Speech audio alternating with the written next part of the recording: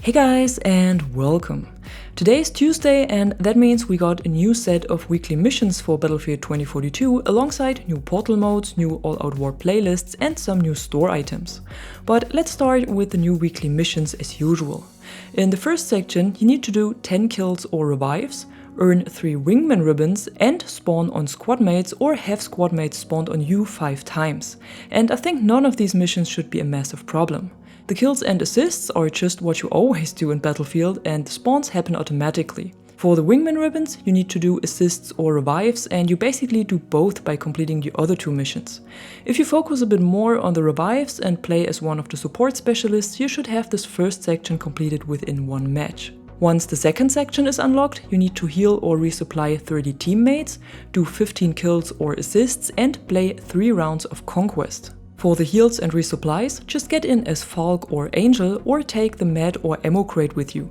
I personally prefer to use the ammo crate in Rush or Breakthrough since there's always a lot of players on one location, so this mission is easily done.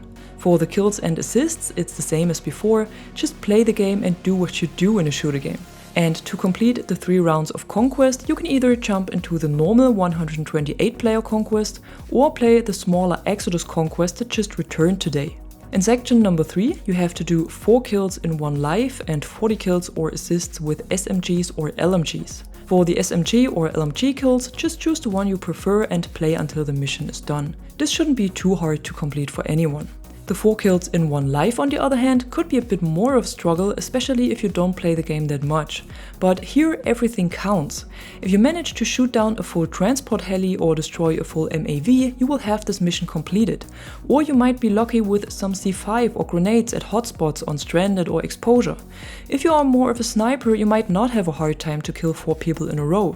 The only thing I can recommend here is to equip a med crate or the med pen so you can heal yourself when wounded, and also stick around your team or squad mates, cause even if you die, the kills still count when you get revived in between, so that might make the mission a lot easier.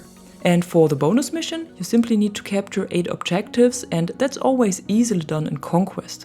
So overall the missions are not very complicated today, and I don't think they should be a problem for anyone. In Portal, the mode rotation has changed again, and this week Conquest Chainlink has returned and 2042 Tank Superiority.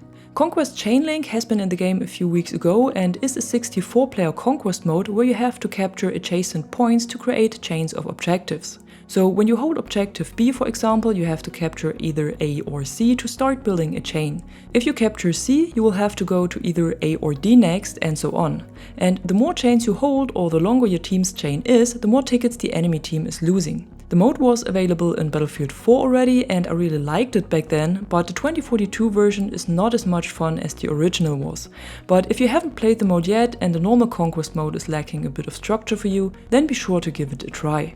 2042 Tank Superiority was also in the game before, and this is a 48-player Conquest mode focused on capturing or defending only one single objective. In this mode there's a tank or armored vehicle available for everyone, but you can also get out of the tank and use C5 or rank up Liz if you want to. The only thing that can be a bit annoying here is the aim down sights bug that can get triggered by Liz missile launcher. So if you got out of a tank successfully without triggering the bug, don't get inside anymore. But to get a few vehicles in for Liz mastery, the mode is still much better than any normal Conquest or Breakthrough mode. In All Out War, there were also some changes made, and like I already mentioned, Exodus Conquest has returned and we got Stranded 24/7 Rush. Conquest and Breakthrough 24/7 are not available anymore, but one of them will surely come back next week. What I also recognized is that the Conquest tab was renamed in Conquest Large, but Exodus Conquest is still in there.